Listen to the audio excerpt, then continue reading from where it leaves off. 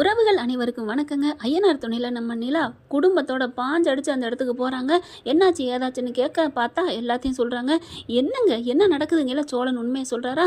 சொன்ன கையோட என்னங்க ஏங்க என் புருஷனை இப்படி அடைச்சி வச்சிருக்கீங்க அப்படின்னு சொல்லி, என்னது ஓம் புருஷனா பொய் சொல்கிறாமா அவன் அப்படிங்கல, உங்கள் பொண்ணுகிட்ட கேளுங்க அப்படிங்கிறாங்க. அந்த பொண்ணு என்ன பண்ணுது, ஆமாப்பா நான் இவரை லவ் பண்ணலப்பா, நான் பண்ணது வேறப்பா அப்படின்னு சொல்ல, என்னடி சொல்கிற? ஆமாம் அப்படின்னு அழுக. அப்படியே ஒட்டுமொத்த குடும்பம் செம்ம காண்டாயிருது. என்ன நினச்சிட்டு இருக்கீங்க? என் புருஷன் மேலே கை வைக்கிறது நீங்கள் யார் அப்படின்னு நம்ம நிலா சும்மா வெளுத்து வாங்குறாங்க எல்லாத்தையும். நான் என்ன லேசான குடும்பத்தை நினச்சிக்கிட்டு இருக்கீங்களா, இல்லை அவங்க லேசான குடும்பத்திலேருந்து வந்தவங்க நினச்சிக்கிட்டு இருக்கீங்களா? நாங்கள் எப்பேற்பட்ட குடும்பம் தெரியுமா? திருவண்ணாமலைக்கு போய் கேட்டு பாரு, அங்கே அப்படியே ஆடி போகிறாங்க. என் அப்பா பேரை கேட்டாலே தெரியுமா அப்படின்னு சொன்ன கையோட, நீ யார் குடும்பமா? மனோகர் பெரிய தொழிலதிபர், அவரோட பொண்ணு தான் நான். மனோகரை பற்றி தெரியுமா அப்படின்னு சொல்ல அப்படியே ஆடி போகிறாங்க. மனோகர் பொண்ணா நீ அப்படின்னு சொல்ல, ஆமாம் இவர் மனோகரோட மருமங்க, ஒன்லி ஒன் மருமங்க, அவரை பற்றி பேச நீங்கள் என்ன தகுதி இருக்குது? ஏம்மா நீ உண்மையை சொல்ல மாட்டியா அப்படின்னு அந்த பொண்ணுக்கிட்ட ஒரு லாவுரா வராங்க. அப்படியே விட்டு விளாசுறாங்க. 50 பேர் நிலாவை அப்படின்னு வாயை கொண்டு பார்த்துட்டு இருக்காங்க.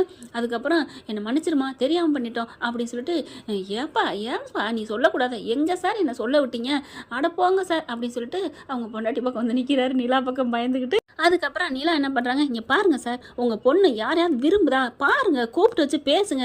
இல்லை விரும்பலையா, அவளுக்கு எப்போ கல்யாணம் பண்ண தோணுதோ அப்போ பண்ணி வைங்க. சும்மா அவங்க வரட்டு கௌரவத்துக்காண்டி பிடிக்காத ஒரு பையனை கல்யாணம் பண்ணி வச்சு காலத்துக்கும் நீங்கள் 20 வருஷத்தோட முடிஞ்சு போயிடும். அவங்க 60-70 வருஷம் வாழணும். அது பிடிச்ச பையனோட தான் தாங்க வாழ முடியும். நீங்கள் வேணா நினைக்கலாம் கல்யாணம் பண்ணிட்டா அதுக்கப்புறம் பிடிச்சி போயிடும் அப்படின்ட்டு. அது இல்லைங்க, தன்னால் பிடிச்சி மனசார ஒத்து போனால் வரலாம். ஆனால் பிடிக்காத பையனை கல்யாணம் பண்ணிட்டா என்றைக்குமே காதல் வரவே வராது தெரியுமா? ஏங்க இப்படி புரிஞ்சிக்கவே மாட்டேங்கிறீங்க பெற்றவங்க அப்படின்னு லெசன் எடுக்கிறாங்க. அப்படி பார்க்குறாங்க. சரிம்மா சாரிம்மா, நீ சொன்னதுக்கப்புறம் நான் திருந்திட்டேம்மா, என் பொண்ணுக்கு என்ன பிடிச்சிருக்கோ அதே நான் இனிமேல் பண்ணுறேன், இது சத்தியம் அப்படின்னு சத்தியம் பண்ணி கொடுக்க, ரொம்ப தேங்க்ஸ் சார் அப்படிங்கிறாங்க. அப்புறம் நிலாக்கிட்ட அந்த பொண்ணு வந்து, ரொம்ப தேங்க்ஸுக்கா அண்ணா, ரொம்ப தேங்க்ஸ்ண்ணா அப்படின்னு சோழனை பார்த்து நன்றி சொல்கிறாங்க. அப்பா ஆளை விடுங்கப்பா, என்னை போட்டு பிரித்து மேய்ஞ்சிட்டாங்க அப்படின்னு சொல்லிட்டு அம்மா அப்படின்னு எல்லாம் வராங்க.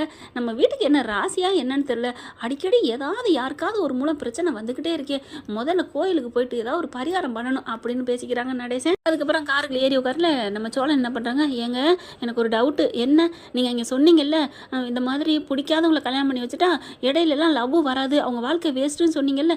ஆமாம், அப்போ நான் பிடிக்காம நம்ம 2 பேரும் கல்யாணம் பண்ணிக்கமே, என் மேலே உங்களுக்கு காதல் வரவே வராதா அப்படி சொல்ல, மண்டையில் நங்குன்னு ஒரு கொட்டு கொட்டுறாங்க. மக்கு அப்படின்னு.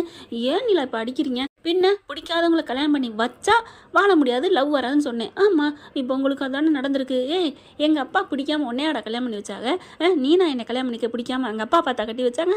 எனக்கு அவன் இருக்கானே பம்பரக்க மாட்டேன், அவனை கல்யாணம் பண்ணியிருந்தா பிடிக்காத கல்யாணம். அவங்க எங்கடா உன்னை கல்யாணம் பண்ணி வச்சாங்க, நானாக தண்டை கல்யாணம் பண்ணிக்கிட்டேன். அப்படி இருக்குல்ல, அது எப்படி பிடிக்காத கல்யாணம் ஆகும்? அப்போது என்னை பிடிச்ச கல்யாணமா என் கல்யாணம் என் கூட நடந்தது அப்படின்னு சொல்ல, ஆமாம் அப்படின்னு சொன்னோன்னே நிலா அப்படின்னு ஒரே வாக்கில் ஒரே குசியில் கட்டி பிடிக்க, போதும் இது பப்ளிக்கு அப்படின்னு நிலா சொன்ன கையோட பல்லவன் பாண்டியெல்லாம் சிரிக்கிறாங்க. சோழனண்ணா ஓகே உங்களுக்கு சிக்னல் கிடச்சிருச்சு அப்படின்னு சொல்ல, முதல்ல போய் சுற்றி போடணும். எதுக்கு? உன் கண்ணு பட்டுருச்சுல அண்ணே, என்னண்ணே நீங்களும் அண்ணி ஒன்று சேரணும், நான் எவ்வளோ வேண்டியிருப்பேன் அப்படின்னு சொல்ல, என்ன போலவா நிஜமாவா? ஆமாம் அண்ணி அப்படின்னு எல்லாரும் சந்தோஷமாறாங்க. என்ன ஃப்ரெண்ட் இப்படி பண்ண நல்லா இருக்கும், பார்க்கலாம் என்ன நடக்க போகுதுன்னு. தேங்க்யூ. ஆனால் வண்டியில் போயிட்டு கீழே நம்ம தலைவி அப்படியே சோழன் மேலே வேணுக்குனே மோதிக்கிட்டு தூங்கிக்கிட்டே வராங்க. அதை ரசிச்சு நம்ம தலைவன் ரசிக்கிறாரு. இந்த வீடியோ உங்களுக்கு பிடிச்சிருந்தா தயவு செய்து லைக் பண்ணுங்க. இன்னும் அப்டேட்ஸ்க்காக சேனலை சப்ஸ்கிரைப் பண்ண மறக்காதீங்க. நம்ம கிட்ட இருக்க எல்லா சேனல்ஸோட லேட்டஸ்ட் வீடியோ அப்டேட்ஸ்க்காக மேல ரைட் சைடுல காட்டுற லிங்கை கிளிக் பண்ணி வாட்ஸ்அப் குரூப்ல ஜாயின் பண்ணுங்க. உங்களிடம் விடைபெறுவது நான் உங்கள் மெஹர்.